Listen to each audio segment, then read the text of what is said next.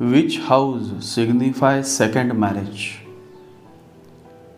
Which house signifies third marriage? What are the different planetary aspects that can break your marriage? And what exactly is second marriage all about? Find out in this podcast as I share many details with you.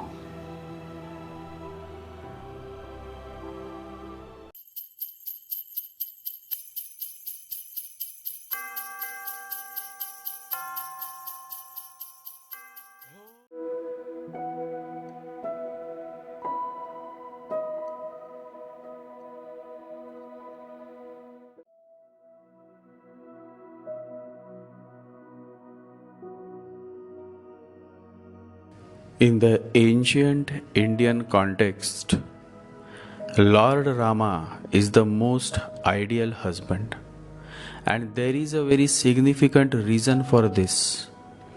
The reason is his Ekapatni, one wife commitment.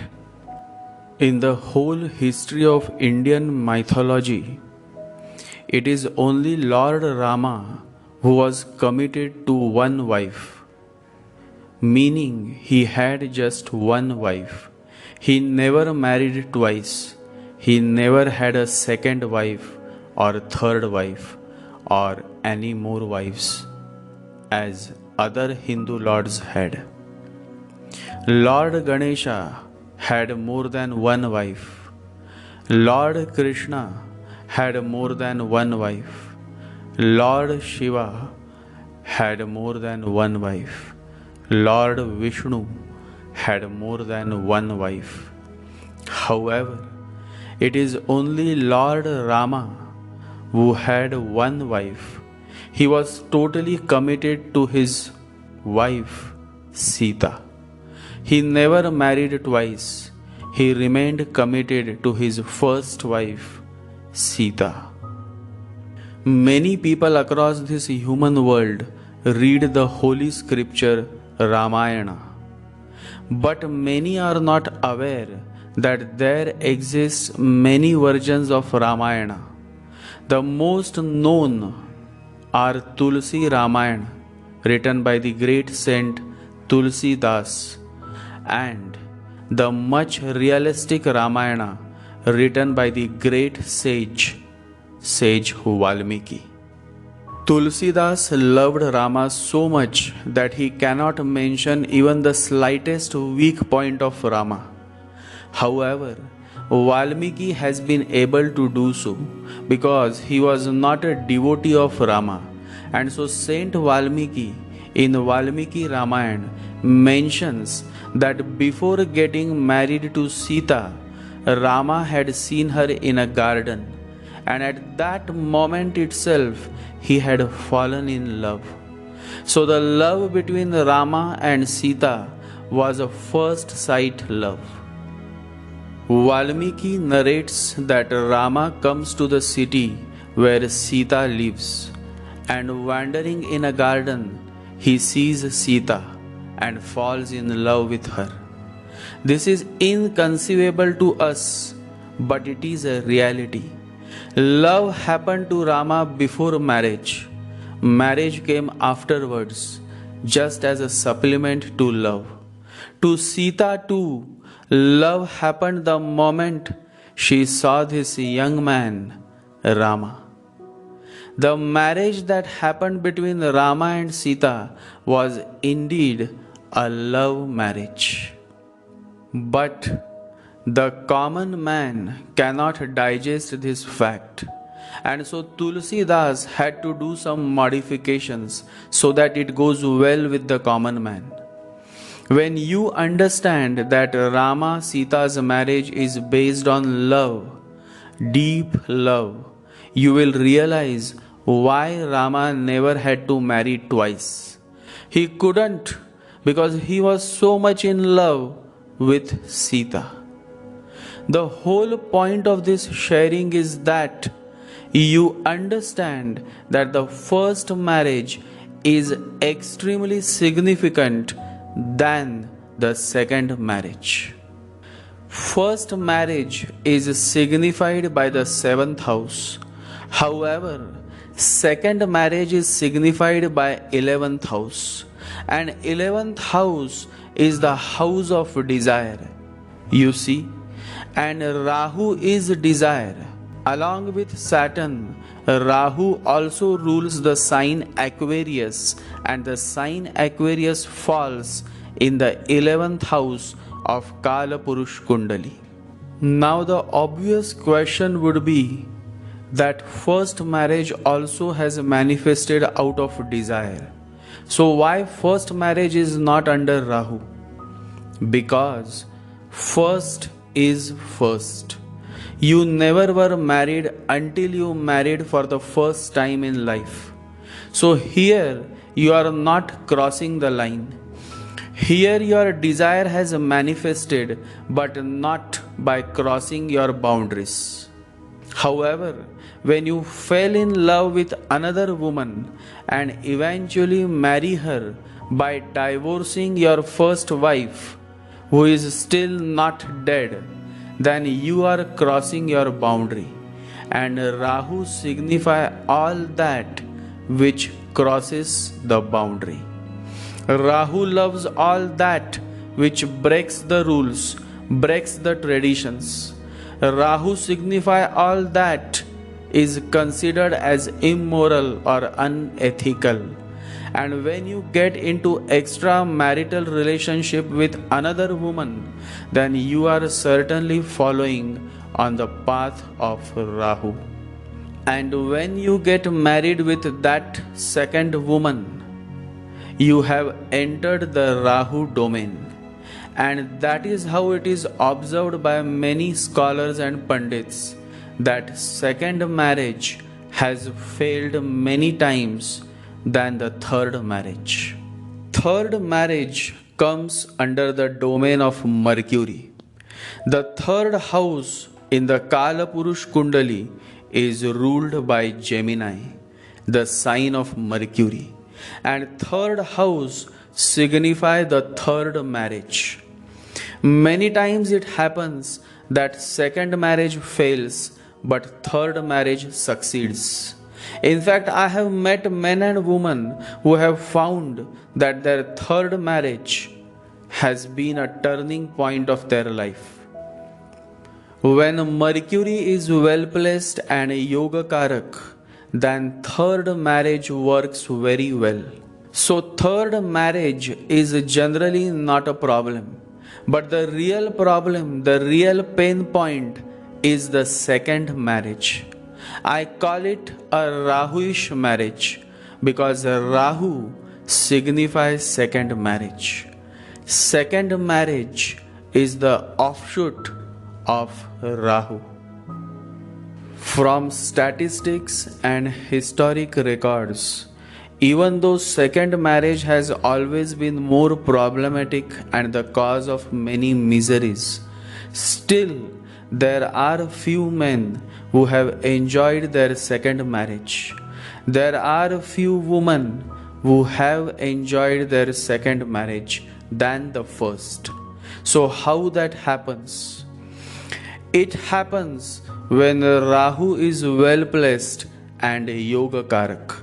So when a man has a Rahu placed in a positive nakshatra and the nakshatra lord is also positively placed and is also Yoga Karak, then to such a man, such a woman, the second marriage proves beneficial in many ways. But the buck doesn't stop here. Having a positively placed Rahu and Rahu's nakshatra lord is first part of the story. The second part is what decides the final outcome. What is the second part? Asked Mohan. The second and most important part is in which ascendant sign the native is born. Rahu dislikes the dharma signs. the zodiac signs that signify religion. Rahu dislikes the moksha signs, that is, the zodiac signs that signify liberation, moksha. Dharma signs are Leo, Sagittarius, Aries. Moksha signs are Cancer, Scorpio, and Pisces.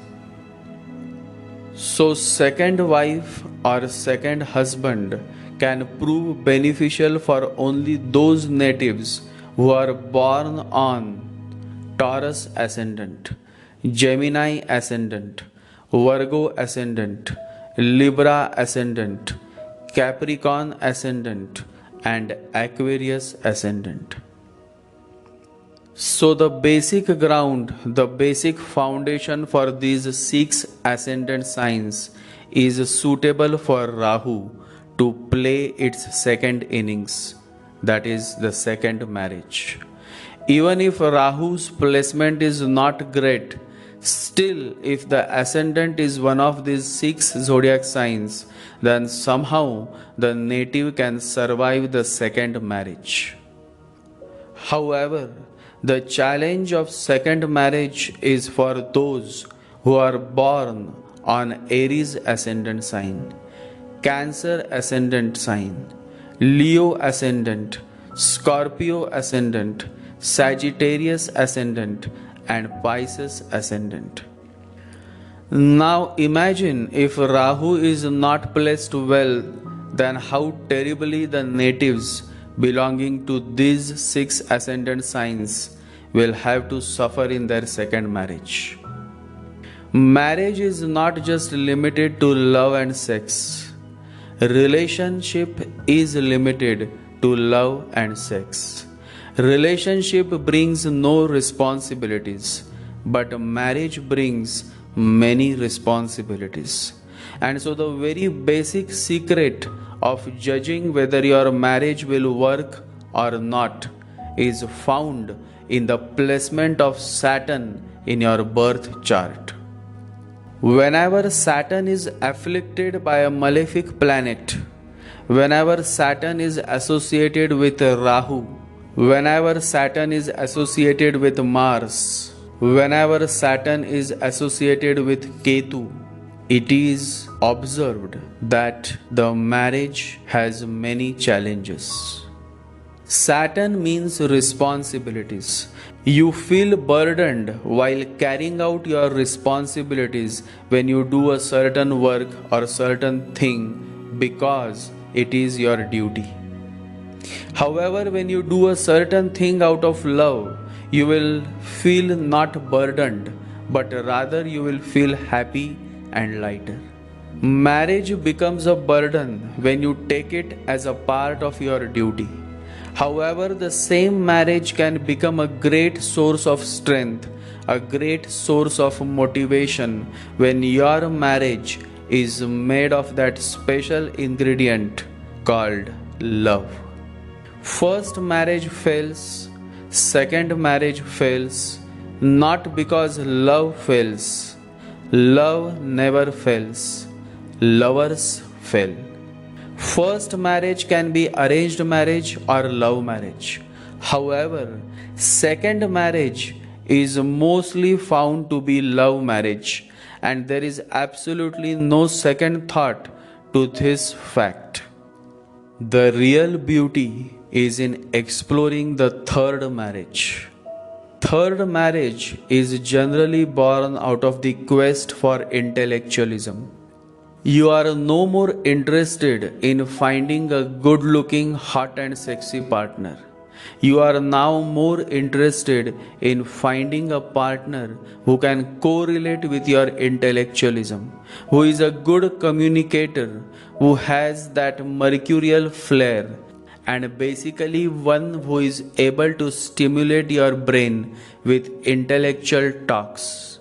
It is all Mercury. And so, it may not bring sexual satisfaction, but that's fine. Because now, during the third marriage, you are more interested in finding a partner who understands and resonates with your thought pattern.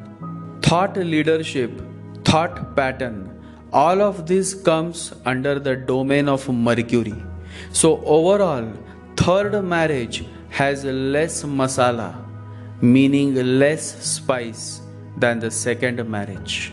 Second marriage is full of spice, full of stories and shocks and surprises. There is always a surprise element in second marriage. First marriage is indeed the foundation of your marriage journey. You may marry several times, but the significance of first marriage always remains above all other marriages, and that indeed is a fact that cannot be denied. That is why a king may marry several beautiful women, but the first wife always becomes the main queen. Now we will see the reasons of failures in marriage. First marriage failure reasons. The first point, Rahu or Ketu, Mars or Venus placed in the 7th house. The second point, 7th house Lord's Nakshatra Lord placed in 6th, 8th or 12th house. The third point, 7th house Lord's Nakshatra Lord owns 6th, 8th or 12th house. Saturn's third aspect on 7th house, followed by Mars 7th or 4th aspect. And the fifth point, 7th house caught between cruel evil planets, planets that are owners of 6th, 8th and 12th house. Along with these primary reasons, many more reasons can become the cause of divorce in first marriage. Second marriage failure reason. Rahu is not placed well, and on top of that, if the ascendant sign is Aries, Cancer, Leo, Scorpio, Sagittarius, Pisces. Second point, 11th house Lord's Nakshatra Lord is Rahu or is placed in the 12th or 6th or 8th house. So for example, 11th house Lord is Mercury, and Mercury is placed in Rahu's nakshatra, and Rahu is placed in the 12th, 6th or 8th house. Then the second marriage will fail or will continue to cause troubles. The third point, 11th house is caught up between 10th and 12th house, which has evil, cruel planets such as Rahu, Shani, Mars.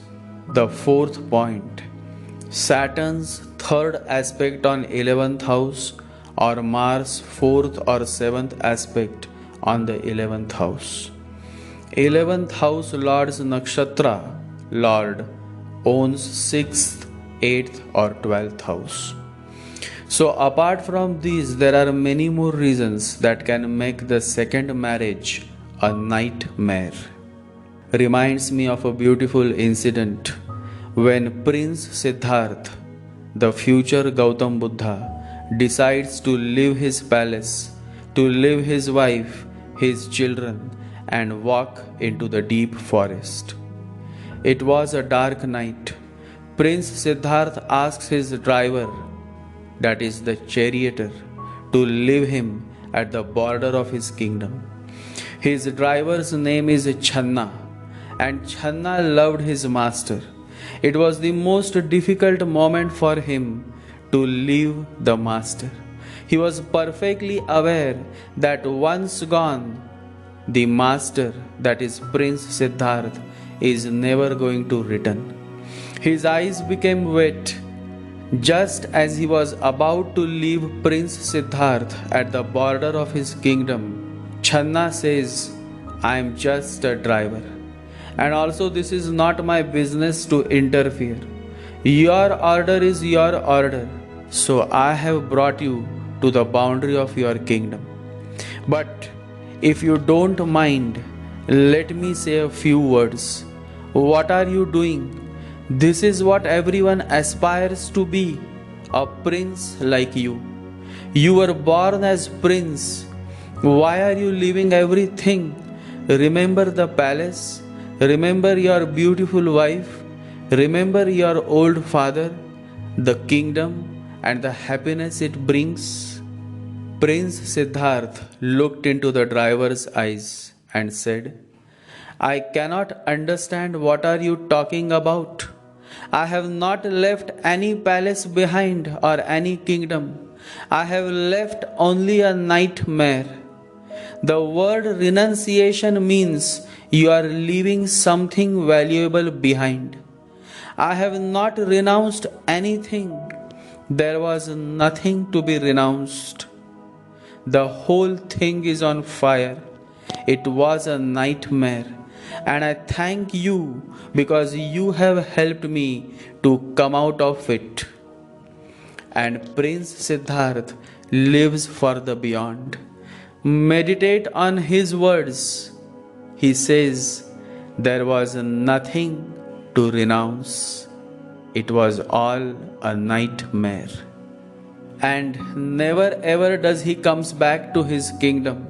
He comes only when he is totally transformed. He comes when he has become the Buddha, Gautam Buddha. And when he comes back, the whole kingdom comes to see him. All lanes and all roads are crowded just to have a glimpse of the man whose name has become phenomenal, whose name has been the inspiration for millions and millions, and they all came except one woman, the wife of Gautam Buddha, that is the wife of Prince Siddharth. Her name was Yashodhara, and she remained in her palace. Of course, she was mad at him. One night, without telling her, without any intimation, this man had left her. It was natural for her not to come to welcome the man with whom the whole world was in love. But she was not in love. She remained unmoved. Buddha arrives at the palace. He looks around. Nothing has changed. He smiles. He goes to Yashodhara, and Yashodhara is very angry. Almost every cell of her body is boiling with anger. And now before her is standing a man, her husband, who had left her 12 years ago, Gautam Buddha. Now what to say? But she said, she was so much angry that she had absolutely no resistance. She just burst out with anger and she said, couldn't you have trusted me? You could have said that you wanted to go, and I would have been the last woman in the world to prevent you.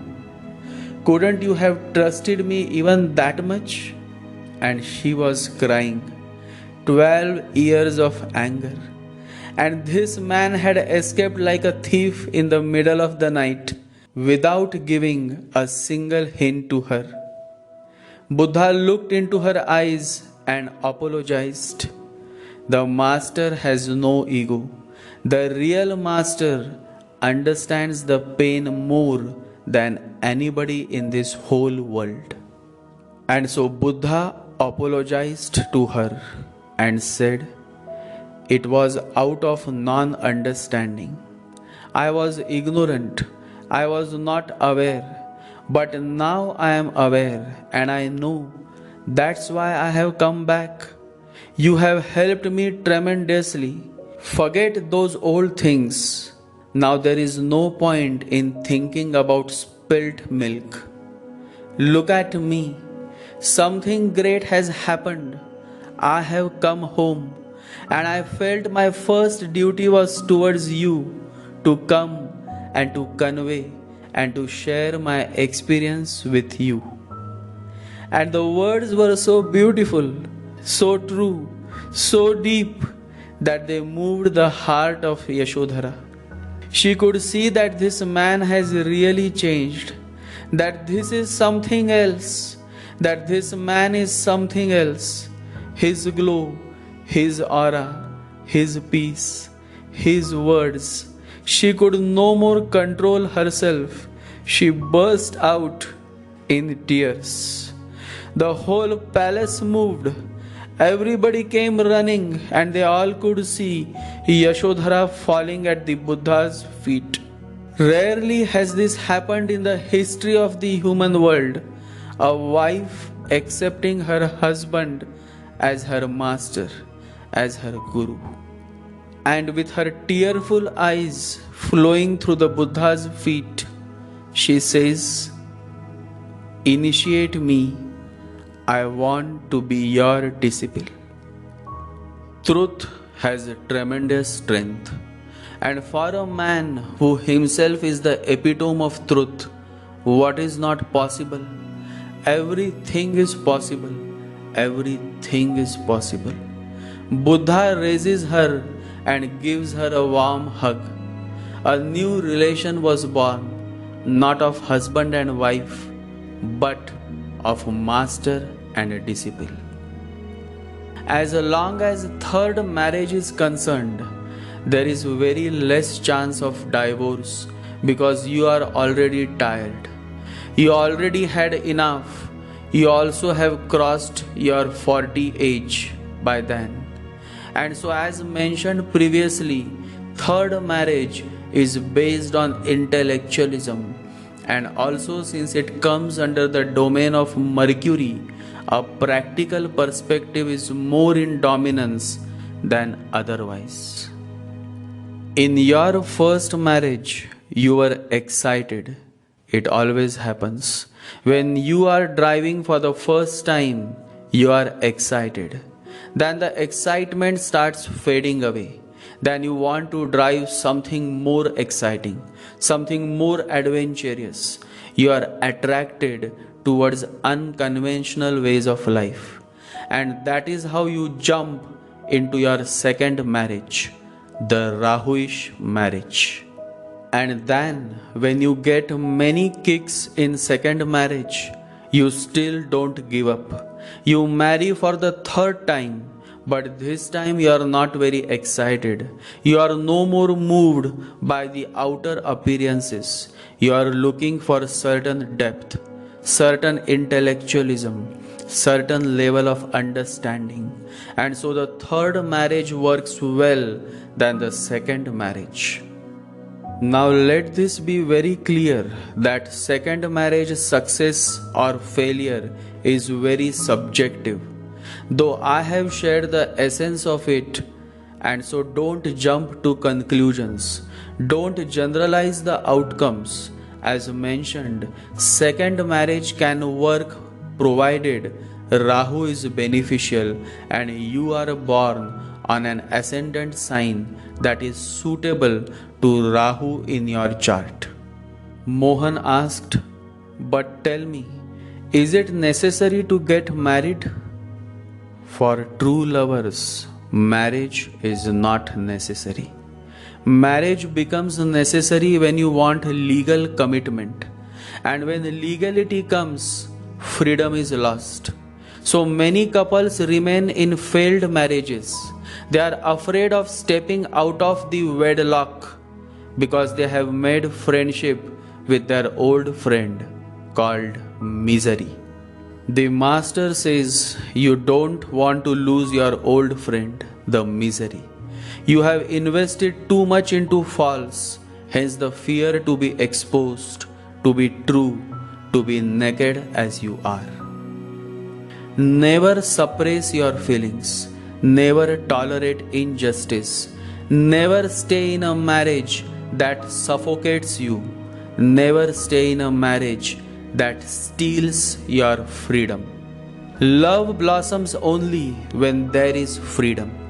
Love is a byproduct of freedom. It is the overflowing joy of freedom. It is the fragrance of freedom. First, the freedom has to be there, then love follows. Marriage is just a legal union, a validation, a legal commitment. Marriage definitely steals your freedom because now you are in a lock, a wedlock. But for true lovers, marriage is not necessary. Love needs no certification. For true lovers, legal commitment is not necessary because love itself is a commitment. Always remember, love is an unconditional commitment to an imperfect person. To love somebody isn't just a strong feeling, it is a decision, a judgment, and a promise. Marriage is an outcome of fear. The doubt, will my lover remain with me forever, gives birth to the union called marriage. Because marriage brings legal compulsions, marriage is a promise of a secured future. It is necessary to remember that marriage is an effort to legalize love. It is out of fear. It is thinking about the future, about the tomorrows. Man always thinks of the past and the future. And because of this constant thinking about past and future, he destroys the present. And the present moment is the only reality there is. One has to live in the present moment. The past has to die and has to be allowed to die. It is necessary to ensure that your mind is always in the present moment, 100%. People marry because they think that through marriage they can secure their future. But in reality, divorce rates are high, very high in India as well as outside India. In a country like Singapore, there are many dating sites, but you will rarely find a matrimonial site. That is how the poor state of marriage is in Singapore. Marriage brings compulsive commitment. Love brings natural commitment. There is a difference. That is why when it comes to love, I always say it's different. The logical folks may say that love is blind, but in reality, only love has eyes. People say love is blind because they do not know what love is. Only love has eyes. Other than love, everything is blind. One day, Mohan asked, how come die-hard lovers, when they get married, they start quarreling and eventually step into a divorce? The answer is simple. As long as you are in a love relationship, there is absolutely no legality involved. There is no compulsion. There is no responsibility. There is no third person other than you and your lover. So basically, there is absolute freedom, and love simply blossoms in the garden of freedom. Before getting into the marriage wedlock, you continue to blossom like a beautiful flower.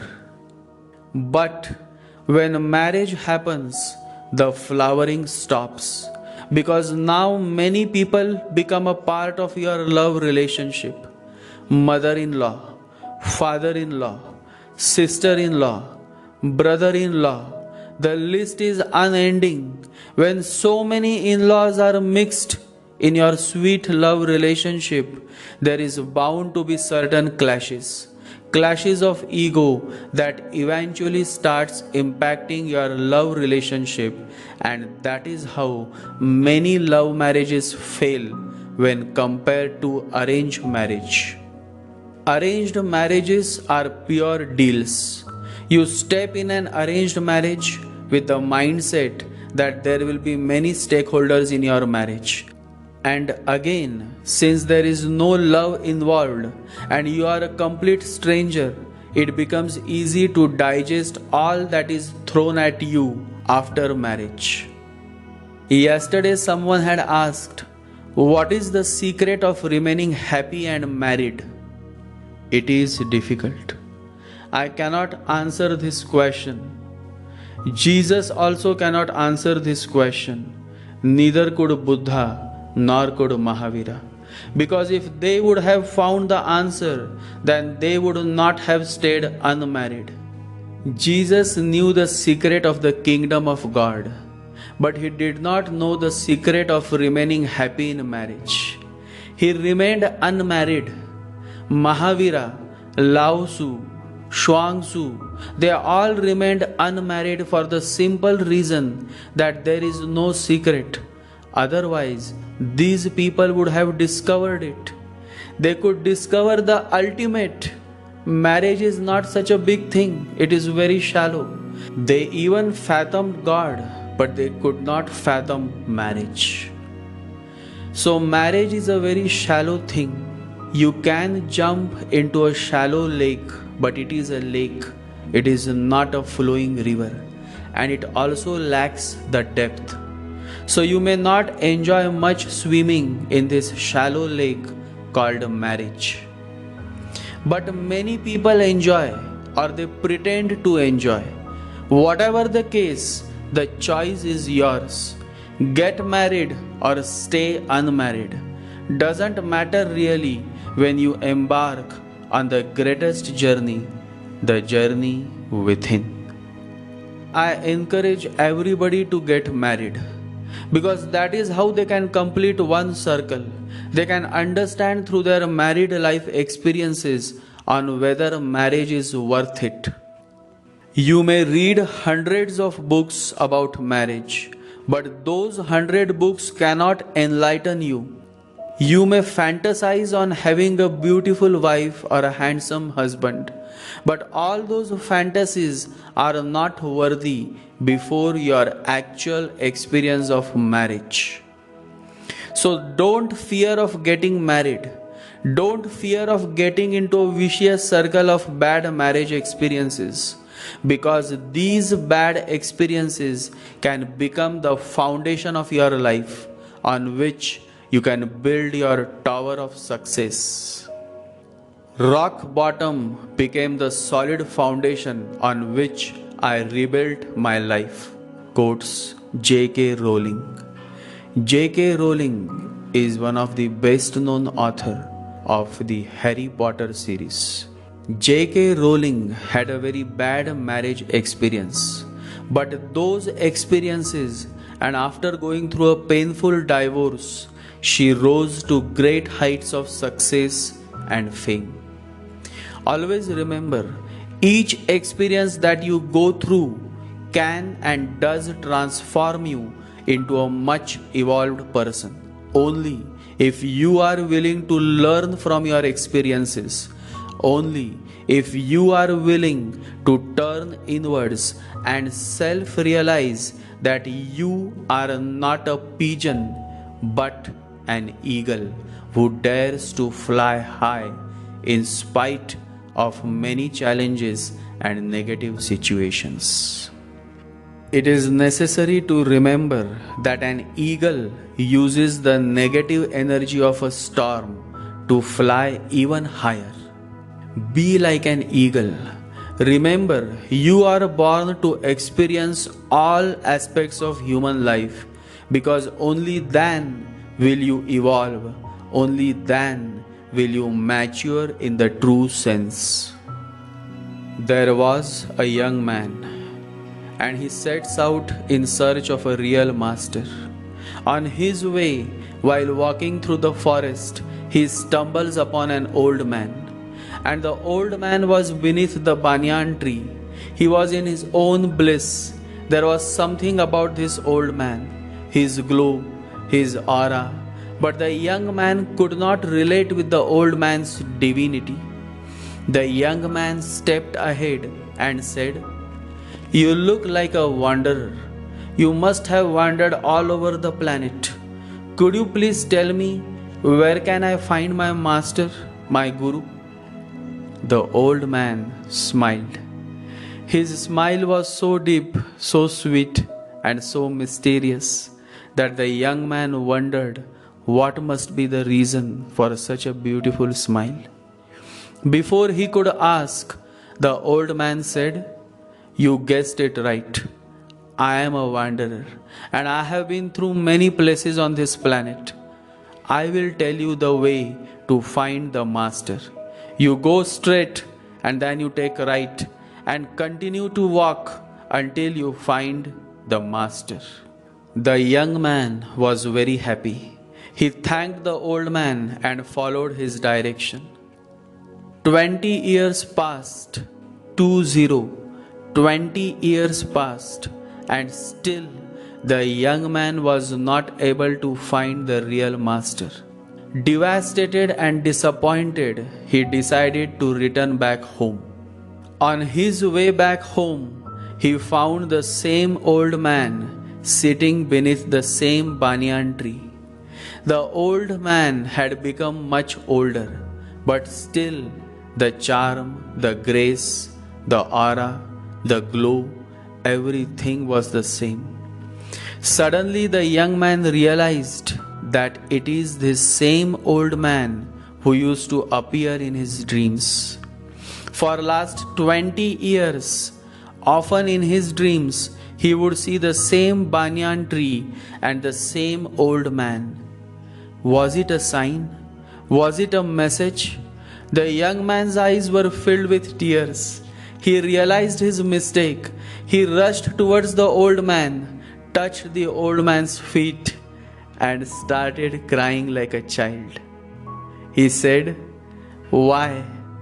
Why you never told me that you are my master, that you are my guru? Why?" The old man, the master, opened his eyes. There was so much love, so much grace in his eyes that the young man was deeply moved. The master said, "Because you were blind. I was before you, but you couldn't recognize me." The man said, "But all these 20 years have been wasted." The compassionate master smiled and said, "No, that is not right. Those 20 years have helped you gain the eyes through which you have now recognized me. To gain these eyes, experience was necessary. All the fake people and fake saints that you came across during this last 20 years have given you a new eyesight. You have matured, you have evolved, and that is why it is now that you have recognized me. And look at me, I haven't moved a bit. I have been waiting for you from last 20 years. Listening to these deeply moving words, the man simply burst out in tears. The master moved his hand on his back and said, "Why you cry? I was always with you." Experiences of all kind is necessary so as to get a new eyesight through which you can recognize the real and drop the fake. In this life, you will be able to connect with real authentic fellows only when you have started turning inwards, when you have started meditating with love and devotion. Love to all my listeners. Stay blessed and remember to meditate every day. Om Gam Ganapataye Namaha. Om Gam Ganapataye Namaha. Om Gam Ganapataye Namaha. Om Gam Ganapataye Namaha. Om Gam Ganapataye Namaha. Om Gam Ganapataye Namaha. Jai Sri Ganesha. Jai Guru.